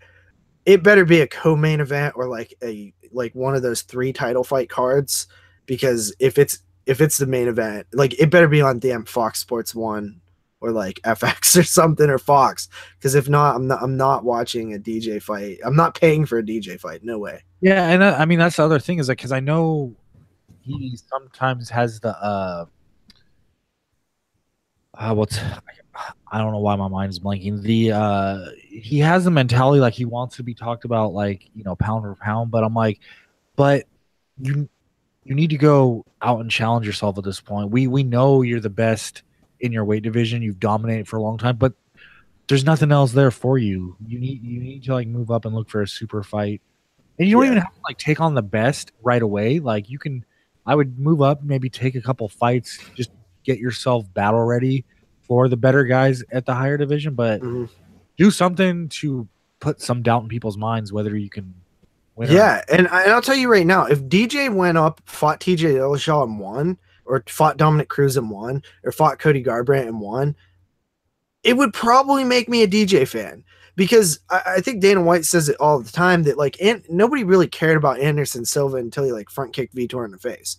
And I actually subscribe to that, because I didn't care about Anderson Silva until he started doing crazy shit, like moving up and fighting Forrest Griffin and making him look bad. Like that's when I was like, holy shit, Anderson Silva is amazing. And DJ is like in a similar boat to me. I already know he can beat all the flyweights who I don't think are the same caliber of fighters as the fighters at lightweight, or the fighters at welterweight, or the fighters at middleweight. Like, to me, when I watch them, they just don't look the same skill wise. Yeah. Like the whole top 10 of flyweight just doesn't have the same pizzazz that the guys at lightweight do. Like, I watch the guys at bantamweight, featherweight, and I'm like, oh, like there's a lot of great fighters in each and every division in the UFC, even heavyweight, which is a barren wasteland of over the hill guys now. They still look like elite fighters. They just look like elite fighters past their prime. The flyweight guys don't necessarily look like elite fighters to me. They look like guys that I see on regional circuit cards all the time. Yeah, and I mean, back in the day, I remember when BJ Penn ran into that problem at 155, and he went up to fight GSP, probably against his own interest of, fighting at a higher weight, but he did it because at that point he had been on a streak at 155, and him and GSP had fought before, and it was a pretty close fight. And BJ Penn's like, I gotta challenge myself, so yeah. I'll go up and he lost, but so what? I mean, who cares? Everyone loses. So, but the fact is, he was challenging himself. That was perfect example is Max Holloway. There is no reason he's sitting pretty right now at featherweight, right? Like he beat Jose Aldo twice. That looks great for you. You know what I mean? Like, you have a long list of contenders to go. Why take the risk to fight, one of the best fighters in the world, 24-0, a terrible stylistic matchup for anybody who's not a wrestler. Why take that risk? It's because he wants to challenge himself. He wants to build a legacy. He wants to be a great champion. And how do you get more money in MMA is you do things that are going to make you a star. So, but DJ is just not doing any of those things, and he has the opportunities to, which is what sucks. Like the TJ fight would be much more interesting than any fight at flyweight. 100%. I think he just feels content being in a spot where he knows he can dominate opponents. And it's frustrating. It is. Yeah. It's frustrating. Yeah, and I really want to see DJ. I want to be a fan of him because he does some cool shit. Like when he did his last fight where he did that like flying armbar, like that was cool. But he did it against somebody. I don't even know who he did it against. I can't remember the opponent. Right. Do you? That guy. That's yeah, like flyweight kills me, man. Like I know I like Joseph Benavidez. I like John Dodson when he was there. But other than that, I mean, I don't really know anybody. Like I know names, like I know who Ray Borg is, like obviously Sergio Pettis and Jussier Formiga and Chris Carriasso and those guys. But I mean, I'm not really a fan of many people at flyweight. But every single other division in the UFC, I have favorite fighters for. And I mean, if you think about it too, like everybody else that dominated a weight division, they either moved up or were pressured to, because Anderson Silva moved up. GSP never did, but you remember there was that long time pressure for him to fight Anderson Silva. Yeah, catch weight that lasted forever. There were so many reasons why it never happened, but the point is, like, once you dominate your weight division so much that the fights for you there aren't compelling anymore, there's no like, you got to do something to get to that next level and say, okay, I'm obviously better than the competition here. I'm going to go find competition on my level somewhere else. You have to make that commitment. Yeah. And GSP could be criticized to say that he, never took the challenge to move up and fight Anderson Silva. But at the same time, like there were compelling fights for him, like Carlos Condit and like Nick Diaz and It was a deep. And like Johnny Hendricks, like that, like I remember being really excited for that fight, and it turned out great. And so there were always sort of these compelling matchups for GSP that aren't there for Demetrius Johnson. GSP arguably cleaned out the division twice, but there was compelling matchups along the way for both runs. Mm-hmm. For sure. And you know, so I don't know how we got on to Demetrius Johnson, but because the Cody Garbrandt TJ Dillashaw fight rematch, which is another one, all the same narratives that we talked about with Joanna and Rose with the did it take something away from Garbrandt, like from Joanna, like you could kind of make a lot of similar comparisons in that TJ Dillashaw Cody Garbrandt fight. Well, I mean, the thing with Garbrandt too is like he's still so young in the sport. His KOs probably advanced him, but also just the compelling storylines behind everything because he's with Team Alpha Male. That was a great storyline. I loved that going into that fight. It was a great storyline, and remember, like he was coming off that huge win against Cruz, where a lot of people, including myself, I was rooting for him just because Team Alpha Male is from my city, is local here. But in my head, I was like, you know, Galbrandt's like fun, but I don't know if he's ready for this level yet. Cruz is gonna dance around him and shit. I totally thought that was gonna happen, and to see Garbrandt beat Cruz the way he did, kind of at his own game, was utterly shocking to me. I was shocked. Yeah, not just that Galbrandt won, but in the fashion he won. And like, because you saw Cruz doing a lot of stuff he's done in other fights or like trying to, and to see Galbrandt like almost like anticipate it and be ready for it. And every time Cruz tried to go in, Galbrandt's like, nope, I see it coming. I'm going to give something right back to you. I was just like, damn, I did not expect. And like the fact that I think he won like what, 49-46. So it wasn't even like a split, barely there decision. Yeah. Like, yeah. I was shocked, and then I knew him and Dillashaw was going to be good because Dillashaw had barely lost a decision to Cruz when they fought. Yep. And really, I mean, going into the rematch, this is one of those fights where, like, I still don't know what to expect because Galbrandt was probably, 15, 20 seconds from finishing Dillashaw in that first Absolutely, round. man. It was a crazy fight, and I thought Garbrandt was winning. I picked Garbrandt to win. There was like that footage that came out where the training footage where he like stunned Dillashaw or like knocked him out or flash KO'd him or whatever.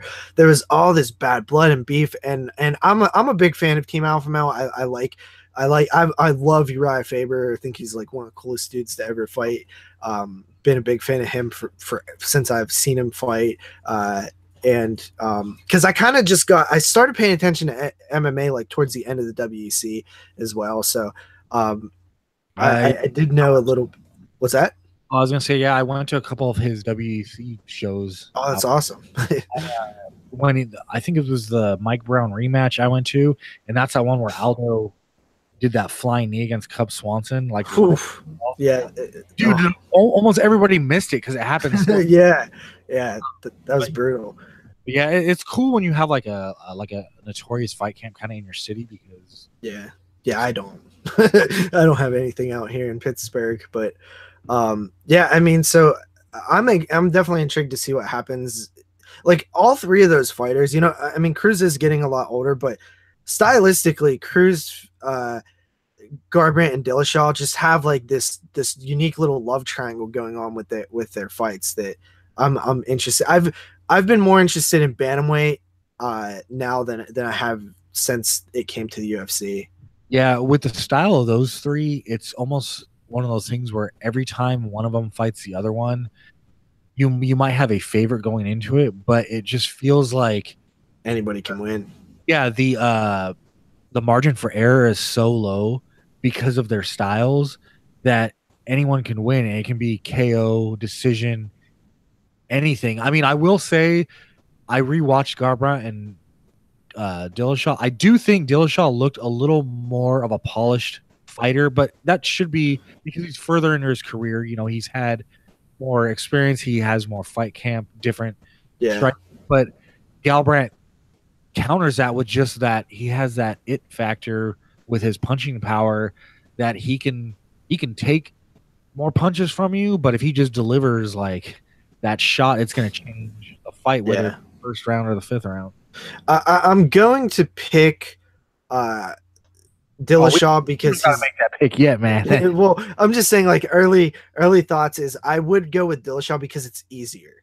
It's easier to go with that right now because of the fact that I could not imagine what it would be like to lose in devastating fashion, be knocked out after all of that drama and shit talk. Like, I don't know how these professional fighters, I mean, because they're professional fighters, they can handle this stuff. Like, I wouldn't even want to show my face again because I would just be like, man, I can't believe I got knocked out by him. You know, like everybody saw it. Like, those guys are just amazing at what they can handle and stuff like that. And I'm interested in, and I think that it's easier to pick Dillashaw for that reason. I think too, Garbrandt, he's young, he's a hothead. It might almost be against his best interest to go into immediate rematch in this case. I think so. I honestly think so. Whatever issues he had before, however aggressive he was and like out there to defend his squad and prove something, you feel like that pressure is going to be tenfold in the rematch. And the stress, that was a long, drawn-out process to get to that fight because they coached the Ultimate Fighter where they were supposed to fight at the end of it. Garbrandt gets a back injury. TJ, did he fight? I can't remember, but eventually that fight happens again. And then it was like just drama nonstop leading up to it. Like that got to stress you out. Like I understand why certain fighters, after they do it a few times, they don't want to do the amount of media anymore because it's just like just taxing on you. Mm-hmm.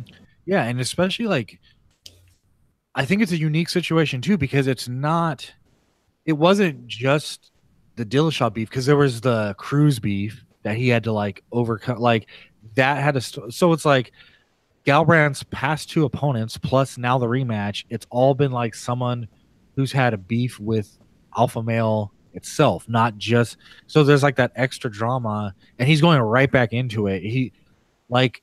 Initially, when we didn't think there was going to be a rematch, you figured, okay, Galbrandt's going to get another fight or two, probably clear his head, get away from all that drama for his other fight, but he's going right back into it, which everyone's going to react different, but that dude is a hothead. There's no getting around that. So, yeah, got to be tough to, deal with that kind of pressure.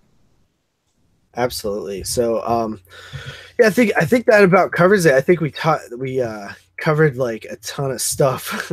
Obviously talked about the whole Conor McGregor fiasco and everything that went on before that, after that, all the different opponents and stuff like that.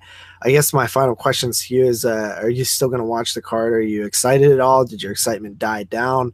One thing I can say is that the build up to this fight card was probably the most crazy and exciting I've ever been a part of because it was like, I couldn't put down my phone. I was like, what is going on? What's going to be like, who's going to be fighting who? Like we lost so many fighters on this card. Like hell, Anthony Pettis is off the card. Paul Felder's off the card.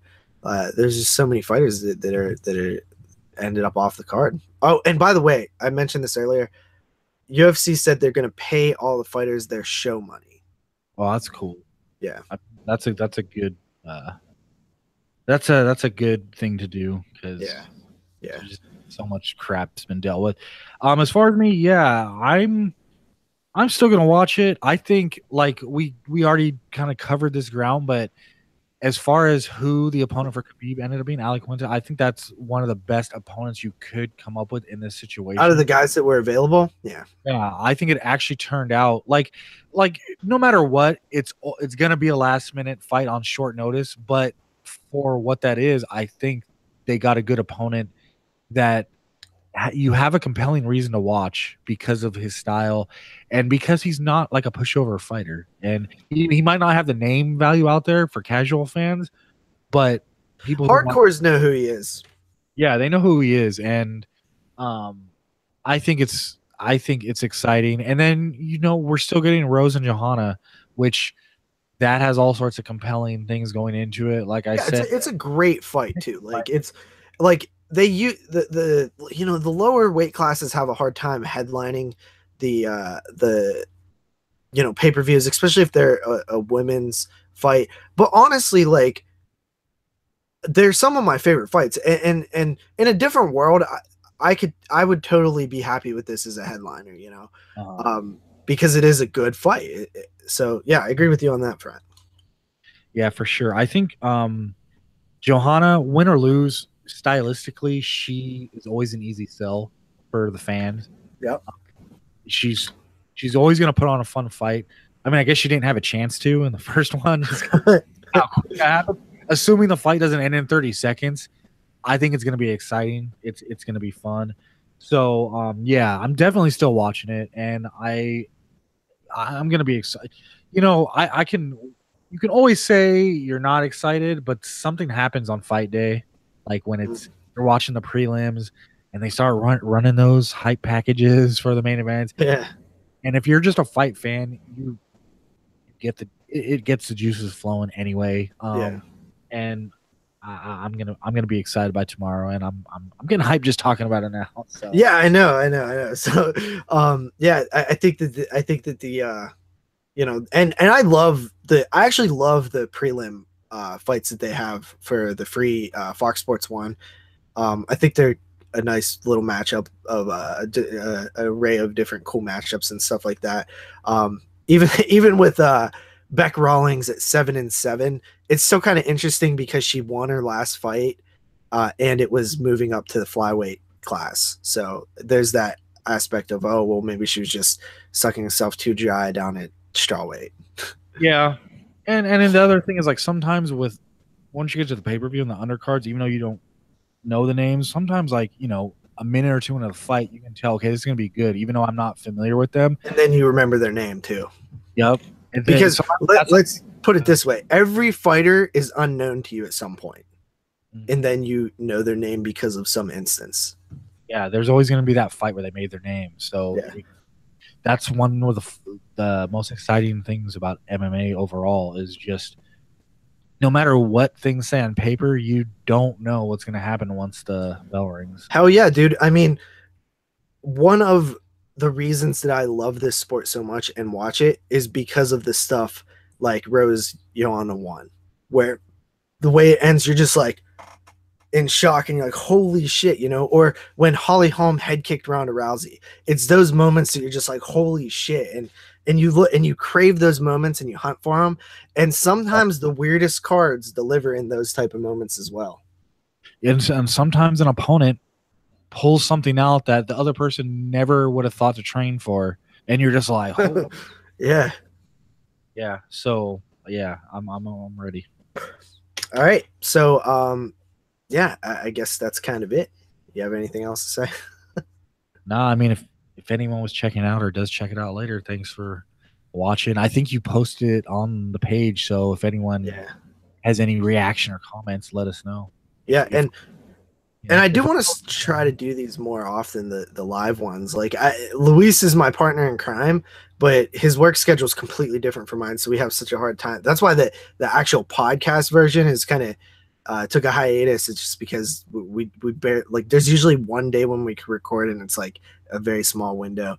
But I did want, even back then, I did want to get you on the show because I know that, one, you're a podcaster, and two, you have a lot of MMA knowledge, because our background is obviously closely linked to the horror circle, where there's not a ton of crossover with MMA and horror. Like, if it's pro wrestling, a lot of crossover, right? But the MMA aspect, there's not a ton of people that are also MMA fans. Yeah. Oh yeah. And one thing before we do get out of here, I just want to give a shout out to, I believe it was Nate who put up that rant today on the Common Man. I didn't get to check it out. How was it? It's really good. He pretty much breaks down the Connor situation, and it's almost like cool because it's not quite, well, there is some stuff breaking like during it where he's like looking it up as he's like so it was really cool. I mean, I agreed with a lot of what he had to say. I actually listened to it at work because that's when he posted it, and he puts up quality stuff too. So I'd love to like talk MMA with him sometime as well. Yeah, I actually don't know him that well. Like, I knew Luis from like the 22 shot stuff and things like that, and he kind of invited me into that MMA circle. So I've just known the guys from talking in the group, which it's a fun group. It's, you know, kind of small, but like I like on, and it seems like it's been popping as of now, because it was kind of dead at the beginning of the year, you know, because like sometimes it just has that with the MMA, like it's just not that exciting, but it's been popping lately, and I have a blast when like there's some good fights on and everybody's like talking about them and stuff. I love that stuff, because in my actual personal life, I don't really know many people that like MMA, so I crave to talk about it all the time, because I don't have people to talk about it with like I do the horror stuff. So like I love talking MMA because it's one of my favorite things. Like I like sports in general. Like I love football, I love hockey. Not a baseball or basketball fan too much, but MMA, hockey, and football are my go-to sports. Cool. Yeah, I mean, I'm the same way. I'm sports. I have friends that watch MMA, but really, I back in like I don't remember the years anymore. They all sort of blend together. Back when Rampage first came to UFC, and it was really when Pride started to fold and all those fighters started coming over, and UFC probably like 2008-ish or somewhere around there. Yeah. So I had like a little group of friends that we predated that. Like we used to watch all the Pride events live, like get them on pay-per-view. Going back to the old days of like UFC and Pride. And then when Pride started folding and those fighters come over, I had a bunch of people that like, that's when I used to get every single pay-per-view. I had parties at my house and we would get like big crowds. But the thing with casual fans is they come and go with star power. Like, like nowadays they're going to turn out for like John Jones, well, assuming, you know, stuff together. Conor McGregor, they're going to be there. But these other cards, you know, unless it's like a crossover star, they might show up and like just to hang out and the fight. But it hasn't been like those years in a long time. So I always appreciate when I can find people that still keep up with it, like pretty hardcore. It's fun. It's better, you know, to have people that you can discuss this stuff with. And it also makes the fight card more exciting when you're talking about it and posting stuff and shit like that. But yeah, so would probably love to have you back sometime soon to talk some more different cards, different things coming up, stuff like that. But yeah, and obviously we need to get together and talk horror too, because we haven't had too much interaction with each other via podcast. Yeah, we'll make it happen. It's like the inner circle of like all the people we just communicate with in general. It gets so things get booked so far. Sometimes it's like you want to get together, but you're like, oh, I got this, that. Yep. It happens. Like, and we all know because we all do the scheduling and stuff. So it's just a matter of like figuring out like, okay, when's it going to work for everyone? And sometimes it sucks because like I'm one of the rare West Coast podcasters. And we're a growing number though. There are some more people coming on now. Yeah, my co-host is in British Columbia up there above like California and stuff. So it's actually funny because I'm East Coast. Jeremy's like the 1 hour behind me, which is like Central or something like that, or like I don't know exactly what it is. And then Moods is 3 hours behind me. So it's like we have all three right there. Yeah, exactly. So sometimes the time zone issue, or just, you know, because certain shows they have like this is the night we record. Like other we do. Ours is Sundays.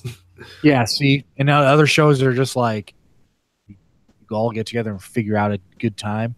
But you know, we'll make it happen. I'm sure it'll happen. Yeah, absolutely. So gonna end the live stream now. If anybody watches this in the future, which you guys usually do, thank you for watching. I know a lot of people are probably like, oh, we're gonna watch this MMA stuff, but you know, like it's not that often, so chill. It's not gonna be like an everyday thing or whatever. It's still a horror channel primarily. But I do know that I have a few people that watch my videos who are also MMA fans, so this video is for you. And anybody who's new here and just happens to see it, thank you for watching as well. So come join our group. Yeah, join the MMA Droogs group. I'll put a link in the description after the video processes and becomes an archive video. So yeah, peace out, guys.